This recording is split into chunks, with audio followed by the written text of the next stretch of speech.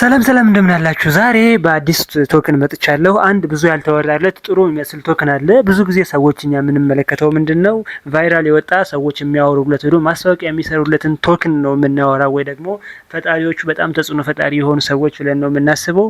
እሱ የራሱ የሆነ ነገር ያለው ትክክል ነው። በጣም ብዙ ሰው የያዘውን ኮይን ነው መያዝ ያለብን። ነገር ግን አሁን ዛሬ ትኩረት የሳበው አንድ ጉዳይ አለ። የዜን ወይ ደግሞ ዜን ካሽ ዜድኤን ኮይን ቶክኖሚክስ በደንብ እንመለከታለን። አሁን ዋጋው ምን ላይ ነው ያለ፣ እስከ ምን ድረስስ ሊያድግ ይችላል የሚለውን እንመለከታለን። በተለይ ደግሞ እንደ እህት ኩባንያ ወይ ደግሞ እንደ ጓደኛው እንደ ወንድሙ ዚካሽ ወይ ደግሞ ዜዲሲ ታስታውሳላችሁ። ባለፈው 10 ወራት 8 ወራት ከ8 እስከ 10 ወራት ባለው ብቻ $20 ተነስቶ 850 ደርሷል። በጣም የሚገርም ጉዞ ነው ያደረገው። ምናልባት ዜድኤንም ተመሳሳይ ስራዎች አሉት። እንደ ዜዲሲ ያድግ ይሆን ወይ የሚለው በዛሬ ጉዳይ እንመለከታለን። በአንድ ወቅት ዜድኤን ወደ 168 እስከ 170 አካባቢ ደርሶ ነበረ ፕራይሱ። ከዛ በኋላ ነው ወደ $4 እና $5 ባለፉት አመታት የቁልቁለት ጉዞ ሲያደርግ የነበር። አሁን ደግሞ እዚህ ጋር ቆሟል። ምናልባት ይሄ የመመለሻው ቦታ ይመስላል። ወደታችም ሊወርድ ይችላል። በዛሬ ጉዳይ እንመለከተዋለን። ምን ያህል ሊያድግ ይችላል የሚለውን እናስቀምጠዋለን። ስለ ጠቅላላ ስለ ቶክኖሚክሱም እናወራለን ማለት ነው። ለዚህ ቻናል አዲስ ከሆናችሁ መጀመሪያ ይህ ክሪፕቶ ኖክ ነው። ስለ ክሪፕቶ ይወራበታል፣ ስለ ፎሬክስ እንዲሁም ስለ ኦንላይን ሜክ መኒ እናወራበታለን። ቻናሉን ሰብስክራይብ በማድረግ ቤተሰብ ሁኑ፣ ይጠቅማችኋል። እንዲሁም ቪዲዮ ላይክ እያደረጋችሁ ለሁሉ ሰው እንዲዳረስ አድርጉ። ምንድነው የምናየው አሁን የመጀመሪያ ጉዳያችን የዜዲሲ ፕራይስ ፕሬዲክሽን በዛሬ ጉዳይ ካለው ቶክኖሚክስ ካለው ፕራይስ ማርኬት ካፕ አንጻር የት ሊሄድ ይችላል የሚለውን ነው የምንመለከት። መጀመሪያ ሆራይዘን ምንድነው የሚለው ስንመለከት የሆራይዘን ብሎክቼን ሆራይዘን ምንድነው ስንል ይህ የፕራይቬሲ ኮይን ነው። ይህ ደግሞ ከማን ጋር ይመሳሰላል? ዳሽ ከሚባል ቶክን ጋር ከዜዲሲ እንዲሁም ዜድኤን እነዚህ ተመሳሳይ ናቸው። ሁሉም የፕራይቬሲ ኮይን ናቸው። እንደሚታወቀው ዚካሽ ወይ ደግሞ ዜዲሲ ሆራይዘን ዚኬ ኤስኤንአርኬ የሚባል ቴክኖሎጂ በመጠቀም ያልተሰበረ ግላዊነትን ማለት እንደዚህ የፕራይቬሲ ቶክን ነው። ይህ ማለትም ምንድነው? የሰዎችን ፕራይቬሲ በመጠቀም ከዋይሲን ቬሪፋይ ያደርጋል ማለት ነው። ለምሳሌ በቀላሉ አማርኛ እናንተ እድሜያችሁ 25 ነው ብንበልና የሆነ አፕ ቬሪፋይ ማድረግ ፈልጋችሁ ግን ኤግዛክትሊ 25 የሚለው ቁጥር መናገር አልፈለጋችሁም። ስለዚህ ከ18 በላይ ተብሎ እንዲያዝላችሁ ፈለጋችሁ። ይህ ቴክኖሎጂ ይህንን አፕ ሊፈጥር ይችላል፣ ይህንን ጉዳይ ሊፈታ ይችላል ማለት ነው። ብዙ ጊዜ ደግሞ ከመንግስታትና እንዲሁም ከተለያዩ ሰዎች ራሳቸውን ፕራይቬሲያቸውን መጠበቅ ሲፈልጉ ይህ ቶክን የራሱ የሆነ የፕራይቬሲ መጠበቂያ እንትን አለው ማለት ነው፣ ሲስተም አለው ማለት ነው። በሌላው ደግሞ አሁን ደግሞ ሆራይዘን 2 ወደ ተሰኘው ወደ አዲስ ምዕራፍ እየተሸጋገረ ይገኛል። ይህ ሆራይዘን 2 ማለት ደግሞ ኢቴሪየም ላየር 2 በሆነው ቤዝ ላይ መጥቷል። ብዙ ጊዜ ቤዝ የኮይን ቤዝ ብሎክቼን ነው ታውቃላችሁ፣ ኮይን ቤዝ ጋር የሚሰራ ነው። ወደ ላየር 2 በመምጣት ላየር 3 አፕ የሆነ ራሱ ወደ ብሎክቼን ለመሸጋገር እየታገለ ነው ያለው ዜድኤን ማለት ነው። ለዚህ ነው እኔ ያድጋል ብዬ ተስፋ ማድረገው። ወደ ቶክኖሚክሱ ስንመጣ ዜድኤን ቶክኖሚክሱ 21 ሚሊዮን ነው። 21 ሚሊዮን ዲጂታል ሳንቲም ነው ያለው። ቶክኖሚክስ የማታውቁ ከሆነ ከዚህ በፊት ስለ ቶክኖሚክስ የሰራሁላችሁ ቪዲዮ አለ። አጭር የ5 ደቂቃ ቪዲዮ ነው፣ እሱን መመልከት ትችላላችሁ። ስለዚህ የ21 ሚሊዮን ዚካሽ ዚን 21 ሚሊዮን ቶታል ሰፕላይ ነው ያለው ወይ ማለት ነው። ቶታል ቶክኖሚክሱ እንደዛ ነው። ይህም በዲጂታል ዓለም ውስጥ ስካርሲቲ ካለው ትልቁ የዋጋ ካታሊስት ነው ወይ ደግሞ ዋጋ እንዲጨምር ከሚያደርገው አንዱ ስካርሲቲ ነው። ይህ ደግሞ እንደ ቢትኮይን ኦልሞስት 21 ሚሊዮን ብቻ ነው ያለው ማለት ነው። ስለዚህ ከዚህ ስንመለከት ቶታል ሰፕላዩ 21 ሚሊዮን ነው። ከዛ በኋላ ሰርኩሌቲንግ ሰፕላዩ ኦልሞስት 87% የሚሆነው ሰዎች ይዘውታል ማለት ነው። ከ21 ሚሊዮን ሰፕላዩ 87% ወይ ደግሞ 18.2 ሚሊዮን ዲጂታል ሳንቲም በሰዎች እጅ ነው ያለው፣ ሰርኩሌት እያደረገ ነው። ስለዚህ በጣም ትንሽ ፐርሰንት ብቻ ነው ያልተያዘው ማለት ነው። ይህ ማለት ደግሞ ምንድነው? በጣም አንድ ኮይን ቶታል ሰፕላዩ ከተያዘ በጣም ሰርኩሌሽን ሰፕላይ በጣም ብዙ ከሆነ አሪፍ ነው የማደግ። ለምሳሌ ኢቴሪየም መመልከት እንችላለን። ኢቴሪየም ያልተያዘ ኮይን የለውም፣ ሙሉ ሰርኩሌት እያደረገ ነው። ቢኤንቢ መመልከት ይቻላል። ቢኤንቢም እንደዚሁ ሙሉ ሰርኩሌት እያደረገ ነው። ስለዚህ ምን ያህል ሙሉ ሰርኩሌት ማድረግ አንዱ ራሱ ዋጋ እንዲጨምር፣ ምክንያቱም በየጊዜው ሪሊዝ የሚደረግ ቶክን ስለሌለው ዋጋ የመውረድ ጉዳይ አይኖሩም ማለት ነው። እና ስለዚህ አንዱ ሰርኩሌት ሰፕላይ በጣም ከፍተኛ ደረጃ መድረሱ 87% መድረሱ በጣም ጥሩ ነገር ነው ማለት ነው። ሁለተኛው አሁን ያለው ማርኬት ማርኬት ካፕ ነው። አሁን ያለው ማርኬት ካፕ ስንመለከት ዜድኢኤን በጣም የሞተ ነው ማለት ይቻላል።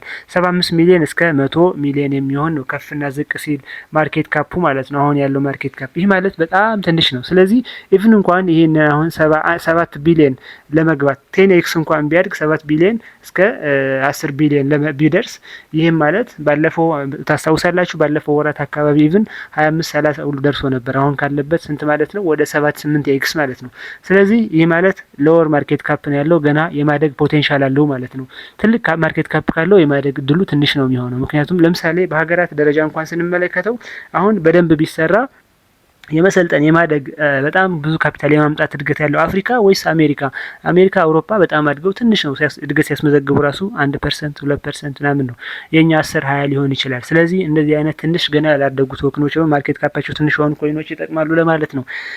ስለዚህ ሌላኛው እንደ ዜድኢሲ ድንቅ የሆነ ተአምር ሊያደርግ ይችላል ወይ ብለን ስንመለከት ደግሞ ብዙዎቻችን ዜን ከዜካሽ ጋር ያወዳድራሉ።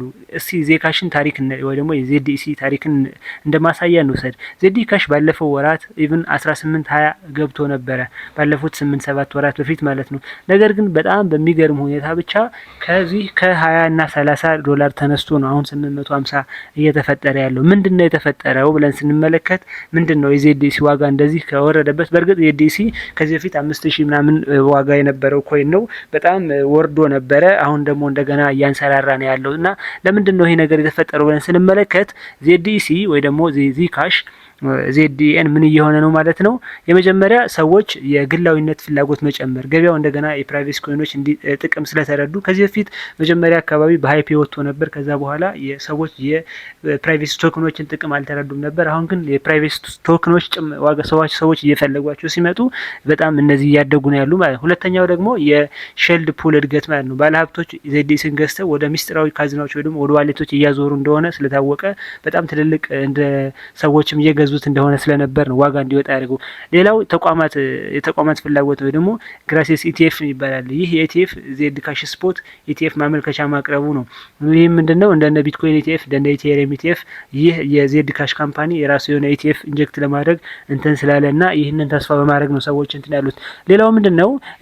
ዜድሲ የጨመረውበት ቁጥር በጣም አነስተኛ ቶክኑ አነስተኛ ስለሆነ አይደለም። ብዙ ጊዜ በጣም 80 ሚሊዮን ወይ ደግሞ 1 ሚሊዮን 2 ሚሊዮን ኢቨር ሰፕላይ ያላቸው ኮይኖች አሉ። ነገር ግን አልወጡም። እሱ አይደለም 21 ሚሊዮን ስለሆነ ሳይሆን ከጀርባው ያሉ ብዙ ነገሮች አሉ። አንደኛ እውነተኛ የሆነ ፕራይቬሲ እውነተኛ የሆነ የሰርቪስ ይሰጣል። ሰርቪስ ስለሚሰጥ ነው። ሁለተኛው ደግሞ ምንድነው? የራሱ የሆነ ሰዎች ስለፈለጉትና በጣም ጥሩ ሰርቪስ ስለሚሰጥ እንጂ ብቻ ቁጥሩ ብቻ ትንሽ ስለሆነ አያድግም ማለት ነው። ሌላኛው አሁን ወደዚህ ስንመጣ እንግዲህ በዚህ ባየነው ከሆነ እስከ 20 እጥፍ ኦልሞስት ሄዷል ዜድኢኤን ገና ቢር ማርኬት ላይ ነው ያለ። ምናልባት ተመሳሳይ የሆነ የዜድኢሲ ፓተርን ሊከተል ይችላል ብዬ ከማሰባቸው ኮይኖች አንዱ ነው። አሁን ያለበት የፕራይስ ዋጋ መግቢያ ላይ እንደነገርኳችሁ 7 ኢቭን ከ4 እስከ 5 ነው ያለው። ስለዚህ በጣም ኦል ታይም ሎው ላይ ነው ያለው። መንዝሊ አድርገን ስንመለከተው ቻርቱ ታች ነው ያለው። በጣም ታች በጣም ተደጋግሟል እዛ ቦታ።